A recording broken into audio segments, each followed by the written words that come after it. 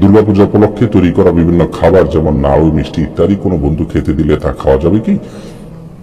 দুর্গাপূজা বা হিন্দু ভাইদের কোনো ধর্মীয় অনুষ্ঠান বা অন্য কোনো ধর্মের মানুষদের ধর্মীয় কোনো উৎসব বা অনুষ্ঠানকে কেন্দ্র করে তারা যদি কোনো খাবার আমাদেরকে দেন, সে খাবারটা আমাদের জন্য খাওয়া হালাল হবে কয়েকটি শর্ত সাপেক্ষে।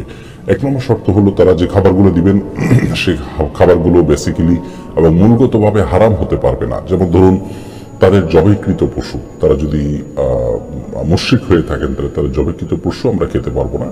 অতএব তারা বাজার থেকে কোনো গোস্ত কিনে এনেছে, মুসলমান জবাইকৃত কোনো পশুর গোস্ত তারা দিয়েছে, আমরা খেতে পারি। মাছ দিয়েছেন, এটা আমরা খেতে পারি। কোনো ফলমূল দিয়েছেন, সেটা আমরা খেতে পারি যদি সেখানে হারাম কোনো উপাদান না থাকে। আর দ্বিতীয় শর্ত হলো যে এই খাবারগুলো কোনো প্রতিমার সামনে উপস্থাপন করে সেগুলোকে কল্যাণের খাবার মনে করে যদি দেওয়া হয়, আমরাও যদি সেটাকে কল্যাণের খাবার হিসেবে গ্রহণ করি, তাহলে সেটা আমাদের জন্য নিষিদ্ধ, কারণ সেক্ষেত্রে তাদের সে বিশ্বাসটি ধারণ করা হয়ে যায়। আর যদি এমনিতে তারা সৌজন্যতামূলক ভাবে আমাদেরকে দেয় তাদের কোনো পুজো উপলক্ষে, সেটি খাওয়াতে কোনো অসুবিধা নেই। এবং এ বিষয়ে সাহাবা ইকরাম আয়েশা রাদিয়াল্লাহু তাআলা আনহা, আব্দুল্লাহ ইবনে ওমর রাদিয়াল্লাহু তাআলা আনহু সহ অনেক সাহাবী থেকে বেশ কয়েকটি আসার বর্ণিত আছে যেগুলো তারা বোঝা যায় তারা সেগুলো গ্রহণ করেছেন।